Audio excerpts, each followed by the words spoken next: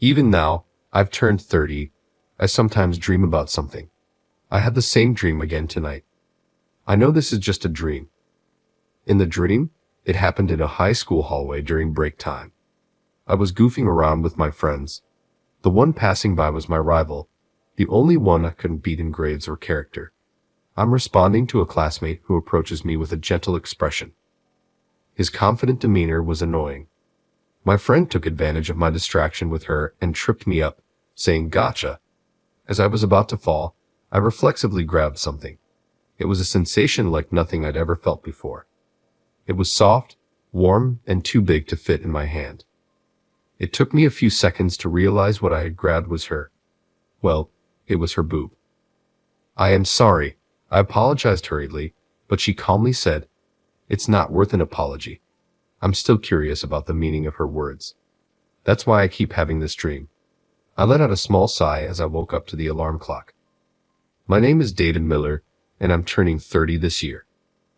I got a job at a well-known company right after graduating from university. I was assigned to the system management department. It's a department that takes on the entire system management for the company. The work is rewarding, and I also got a beautiful girlfriend. My perfect life isn't something that just started recently. I was perfect from the moment I was born. Born into an old family, I was raised without any hardship. From the time I became aware of the world around me, I was told that I was handsome, excellent in school, athletic, and tall. Throughout elementary and middle school, I was hailed as a prodigy. It can't be helped that I misunderstood that I was highly competent because of how I was raised. In fact, I was a person with no faults. However, a turning point came when I entered high school. For the first time, I met someone who I might lose to. She is the honor student Virgil. She was excellent not only academically but also athletically. The big difference between her and me was her popularity. Unlike me, who was immature in character, she was already complete. There was hardly anyone who disliked her in school. She always had a gentle expression on her face. I was not good at her. Her name was Ashley Brown. She always had her shoulder-length hair tied back. I still vividly remember the pleasant smell of her shampoo whenever she walked by. When I found out she was applying to the same college as me, my competitive spirit ignited like never before. The college we were aspiring to was among the most challenging. I swore to myself that I would make up for all the times I'd lost in the past right here.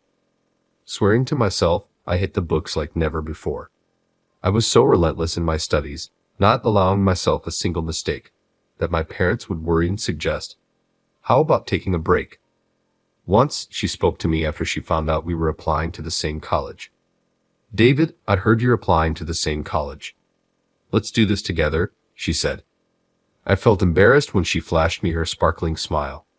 She said she brought some candy and left a strawberry-flavored one on my desk before she returned to her own seat and looked out the window. There was a hint of melancholy on her side profile. I think this was about 3 days before the exam. On the day of the exam, I searched for her at the test center. Since we had all applied together from school, our candidate numbers should have been close. Proof of this was that my other friends had close candidate numbers. The seat 3 in front of me was empty. It was probably her seat. At first, I thought she was just running late. I was so concerned about her empty seat that, honestly, I couldn't concentrate on the exam. As a result, I couldn't focus on the exam, and my college entrance exam ended. Of course, I passed.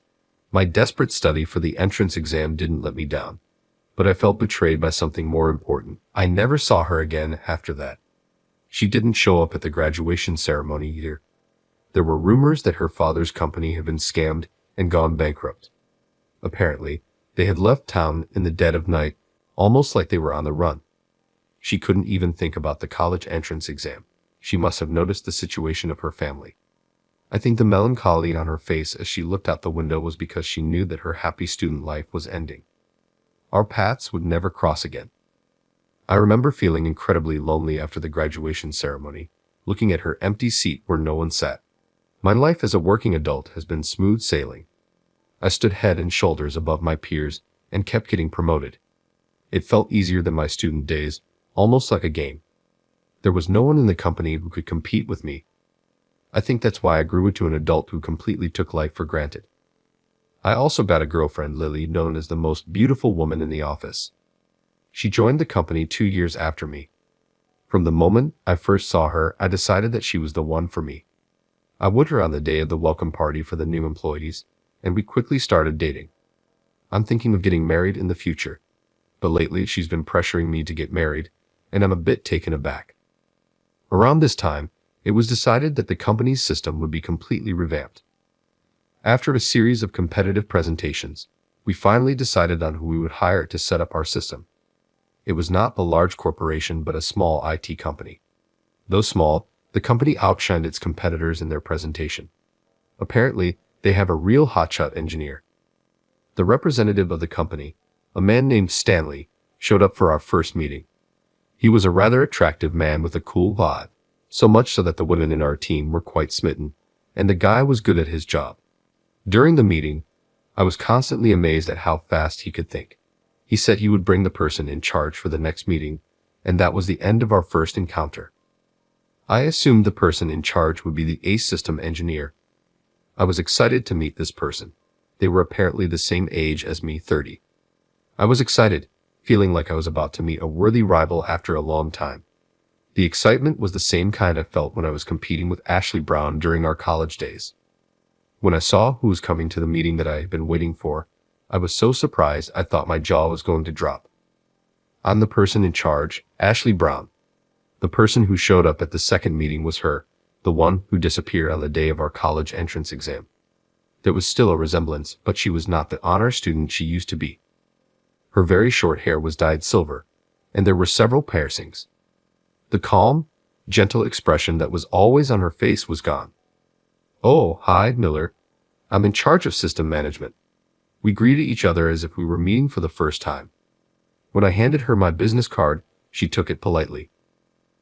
"I don't have a business card because I'm a contractor. I'm sorry." Apparently, she was not a full-time employee. She introduced herself as a freelance system engineer. Stanley had asked her to work at his company. The meeting went unbelievably smoothly. She presented a flawless system proposal, and I couldn't find anything to question. Above all, her explanations were concise and easy to understand, appealing to people's senses. Even the bosses who weren't familiar with the system could understand everything from her explanation, so I didn't need to add any. It was a meeting that would usually take twice as long, but it ended before we knew it. Stanley always said that shorter meetings were better. After confirming a few points about future meetings with Stanley, we called it a day. As Ashley was packing up her laptop, I gathered up my courage to speak to her. I was nervous, thinking, what if I was mistaken? "Do you remember me?" I asked. At my words, she seemed to smile a bit. "I remember. You've done well, David. I heard you're in charge of the system." The last time we exchanged words was back in high school, and it felt strange to be talking to her again as adults. "What have you been up to since then? You gave up on your exam too." My words came out more accusatory than I intended. This was my only acknowledged rival. Her sudden disappearance left me feeling betrayed, and I couldn't shake that off. It was a story from more than 10 years ago. Surely she must be annoyed being blamed for something so far back. Just as I expected, she knitted her brows with a look of annoyance. It was a facial expression I'd never seen before. "What I've been up to since then is none of your business, isn't it, David? You really have no tact." I was infuriated by her dismissive tone. "What the hell? The nerve of you. I'm just worried about you." I unintentionally raised my voice. "Is something wrong?" Mr. Stanley approached. I didn't know what to say. "What do you want to know, Miller?" "About my college situation. I couldn't go. I didn't even graduate high school. My highest level of education is middle school." "Is that what you wanted to know? I don't need your concern. Don't make fun of me." She glared at me as she stated this clearly. The person I've cared about so much is a middle school dropout. I couldn't accept this reality at once. She was the only one I considered a rival. To be honest, there was even a part of me that admired her. "Don't be ridiculous, Ashley. You've hit rock bottom like that." I knew my words were childish, but all I could do was berate and belittle her education. "Nonsense. You just have to work your way up with your abilities. Her words left me dumbfounded. I felt like I'd been hit back. It was as if my narrow-mindedness was being held up in front of me. While I was at a loss for words, she left the meeting room quickly. I could see Mr. Stanley whispering something to her. Her slender arm was briefly wrapped around Mr. Stanley's waist in response. Their natural interaction suggested that their relationship was more than just temp and employee. The Ashley Brown I knew no longer existed. In addition to feeling lonely, a strange sense of despair engulfed me. I realized that I had idealized Ashley. Meanwhile, despite my relationship with Ashley, the project was proceeding smoothly. I was gradually getting used to the fact that she was not the person I had idealized. In fact, everything went smoothly with her.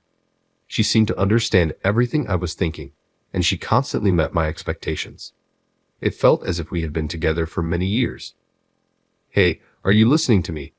Lily was pouting in dissatisfaction next to me. It seemed I had been absent-mindedly recalling something about Ashley during our cafe date on our day off. Honestly, I wasn't listening to Lily at all. "Sorry, I'm just a bit tired from work." I tried to make an innocent excuse with a smile. Lily puffed her cheeks, looking displeased. "Humph." Lily, who can be a little selfish, dislikes being put in second place. She's the type that won't be satisfied unless she is the top priority. I used to find that adorable, but today it's not charming at all. "Hey, about that temp girl, the shady one with silver hair. I heard she dropped out of high school, lol." Lily chuckled with a snobbish smirk. It seemed to be rumored in the office. I've even had coworkers question whether it's okay to trust the main system to a high school dropout. Each time I had to hold back my rising anger. I never thought that my girlfriend would say the same thing. It doesn't really matter once you're in the real world, right? If you got the talent and the skills, that's what matters, I retorted. I had no intention of defending Ashley, but it came out sounding like I was. Lily didn't like that. She didn't like that I disagreed with her opinion. "What? Have you been charmed by her too, David? Weren't you the one saying anyone without a college degree is trash at the company?" Come to think of it, there was a time when I said something like that. Now I realize how arrogant and foolish I was. In fact, high school dropout Ashley is still a few steps ahead of me. Apparently, she even dated Stanley. She eats men up and throws them away at her assignments. Oh. I couldn't hold back my anger at Lily's contemptuous remarks. "What the hell do you know about Ashley? You happily spreading such vulgar rumors, you're the worst." I snapped. Normally, I don't raise my voice. Lily was taken aback.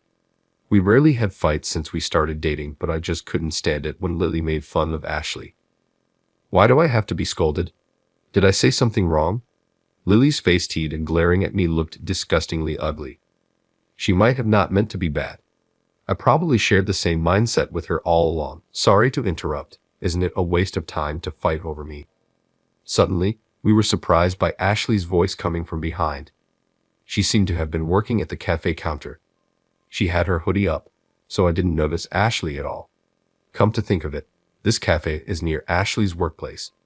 We were the ones stepping into Ashley's territory. I just told the truth. I didn't do anything wrong. Lily glared at Ashley and, shouting, she bolted from the cafe.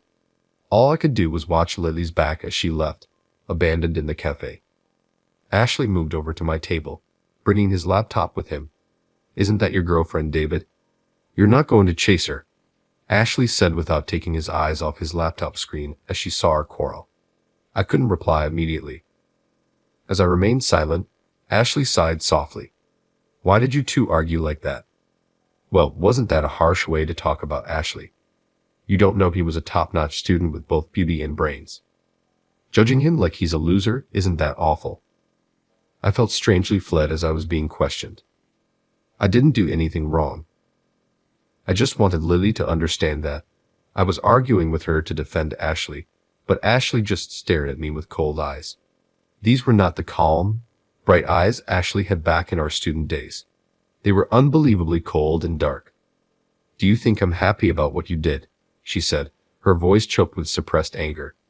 "How can you speak so confidently without knowing anything? That was just for show. Is flaunting your own righteousness a male trait? My homeroom teacher in high school was like that too. It's ridiculous. Ashley began to talk about her past. She pretended to be a straight A student in order to get a scholarship. Apparently, her family fell apart during middle school, and it seemed like Ashley was the one holding the family together. Of course, going to college was out of the question. Ashley had been aiming for a special scholarship. Considering her grades, she could get a scholarship from any college. She said she wanted to escape from her home as soon as possible. Then she was called by the homeroom teacher who had something to discuss. She was told to give her scholarship spot to another student and take the SAT, which made her doubt her ears. The homeroom teacher was smiling, satisfied with his decision. He didn't even notice Ashley, who was in despair right in front of him, being forced to take the SAT. Ashley worked harder than ever. But all that effort was in vain, as her family had to run away in the middle of the night due to financial difficulties. There was no way she could take the SAT under such circumstances. Hard work pays off, huh? That's the word of those who were rewarded for their efforts. Ashley ended her story with this line. That's why, David, I get annoyed when I see you. You've been blessed since high school and you shine. Honestly, I didn't want to meet you. She slammed her laptop shut, crumpled up the 2 checks, and with a thin smile, Ashley left the cafe after quickly settling the bill, leaving me dumbfounded and at a loss for words. Listening to Ashley's footsteps, I wondered what I did wrong. The more I thought about it, the more I felt like denying my own life. But that would just make me feel miserable. I downed my cold coffee in one gulp. Ever since running into Ashley on a day off at a cafe, her demeanor became even more businesslike than before. I could tell from her attitude that she wanted to get this job done and cut ties with me as quickly as possible. Even though I was hurt by her attitude, we carried on with our work in a businesslike manner. Mr. Stanley started to accompany her to meetings that she used to attend alone. There was no chance to speak with her one-on-one anymore. I could tell she was avoiding me completely. Her attitude began to irritate me, and I found it harder to concentrate on my work. To make matters worse, I reached my limit when I saw the 2 of them getting along so well during meetings. I heard rumors that they'd broken up. But even then, seeing her put complete trust in Mr. Stanley stoked my jealousy, and I couldn't stop it. That's when I made a big mistake. It was a communication error about a system specification change. Distracted by the 2 of them, I made a beginner's mistake. Even though it was a beginner's mistake, a communication error about a specification changes could be fatal. I'm sorry, I forgot to mention the specification changes during our last meeting. I realized my mistake when I was shown the developed system. As soon as I realized it, I broke out in a cold sweat, and my heart began to pound. Mr. Stanley's expression changed quickly when he heard what I said. Even if there's some leeway in the schedule, specification changes are challenging. What do you mean by that, at this late stage? Specification changes now. Mr. Stanley, who has always been calm, raised his voice. I've been watching my team build this up. I guess it's no surprise that the words at this point are slipping out of my mouth. I bowed my head and apologized many times. We still have some leeway in the schedule, so it should be fine. Please let me check the details of the specification changes, I said, trying to control the situation. Mr. Stanley, who had changed color, said in a quiet voice. I think she tried to prevent my mistake from being known to other colleagues. Ashley laughed a little and said, We can do it. In the end, all we got was a reply that the delivery date would be just in time. Ashley said, Don't worry, as she passed me, who couldn't hide my upset at making my first mistake since becoming a working adult. Just before the delivery date, I brought some gifts and went to Ashley's company. The lights were still bright even after work hours. When I rang the doorbell, Mr. Stanley answered. When I handed over the gifts, he smiled happily and said, Thank you, we've received some gifts. When he called out to the company, men with unshaven faces appeared one after another and swarmed around the bag of gifts. I'm truly sorry for the inconvenience, I said, bowing my head. Mr. Stanley said, It's okay, and smiled. Thanks to Ashley's full support, I think we can make it in time. I heard that Ashley, who took on the specification changes, was blamed by other employees when she brought the changes back to the company. There was probably criticism, saying, Now you decide to take on such a reckless task. It was Ashley herself who silenced them. She bowed her head and asked for their support, assuring them that she would follow through on everything and take full responsibility. Ashley is a contract worker. She navigates this industry on her own. She hardly ever fawns over others or relies on them, and yet she bowed her head deeply and asked for cooperation. The office quieted down in an instant, making Ashley beam like that. "David, I'd like you to tell me what kind of relationship you and Ashley have." Stanley, still smiling, spoke those words, but his eyes weren't smiling. I was a little taken aback by his serious gaze. "Well, I got rejected by Ashley. She told me she had someone she likes since her school days and can't forget him." As he told me this while picking up a sandwich from the catering, I thought my heart was going to stop. "Oh, you went to the same school as Ashley, right? Do you know what kind of guy she liked?" His teasing made me sit up straighter. I realized he was pushing me forward. "She was talking about me," I responded lightly, and Stanley gave me a playful punch in the chest. Pointing to a door in the back, he informed me, "She's napping." Hearing his words, I ran to the door at the back. Without knocking, I opened the door to find Ashley sleeping soundly on the couch. The sound of the door closing made her eyelids twitch slightly. "Shut up." Ashley's voice was scratchy. She seemed even smaller than when I saw her last time. "Ashley, wake up. I have something to ask you." I kneeled down near the couch where Ashley was sleeping. She seemed to wake up all at once when she heard my voice. Jumping up, she looked around wildly. "David?" Pulling her blanket up to her chest, she looked at me, unable to hide her surprise. "Stanley told me." "Who's this person you can't forget?" Her face went white at my words, and she glared at the door, probably glaring at Stanley in the other room. Her face turned red in no time at all. I looked into her eyes and asked again. She just blushed and didn't answer. "I heard you were supposed to take the same college entrance exams." The next moment, I felt an impact on my face.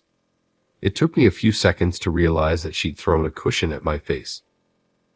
I've forgotten about such old memories. The sight of a fuming Ashley, her face bright red, is unbearably adorable. Usually, she's full of self-assuredness, but right now, she looks just a little bit younger and flustered. I feel closer to the Ashley I know. That night, I was dumped by Lily. "It's your responsibility to pick me up, Ashley." She clicks her tongue, looking at me after my slightly crafty remark. I wait silently for her to speak. Finally, she opens her mouth after the long silence. Ashley's feelings are now completely laid bare. "If you were dumped, I guess it can't be helped. If you behave, I'll take you in." I think there must be an unbreakable bond between her and me. If only we had just told each other we loved each other back when we were students. I'm amazed at how far around we've come. From now on, I want to spend my life with her. I want to take my time hearing about her life when I wasn't around. "So when's the wedding?" I ask Ashley, riding on the wave of excitement. She gives me an exasperated look. "For now, make sure you propose properly once the job is done." The moment her expression shifts from exasperation to a full smile, my life changes color completely. I want to promise her a life happier than anyone else in the world. I truly feel it from the bottom of my heart. She gets up from the sofa and returns to her desk, immediately resuming work. I sit next to her, trying to help out as much as I can. "There's a bug that keeps occurring here," I explain, pointing at the source code displayed on her computer. Her fingers writing out the code for review hesitate for a moment. "What if we do this?" Ashley quickly begins to refactor the program. I am in awe of her technique. "David, you're pretty talented. It makes it easy to work with you. We're a great team." Looking at the system now running smoothly, she smiles joyfully. It was just like being back in our student days. The classmate who was the only one who could shake my feelings since high school soon became my wife.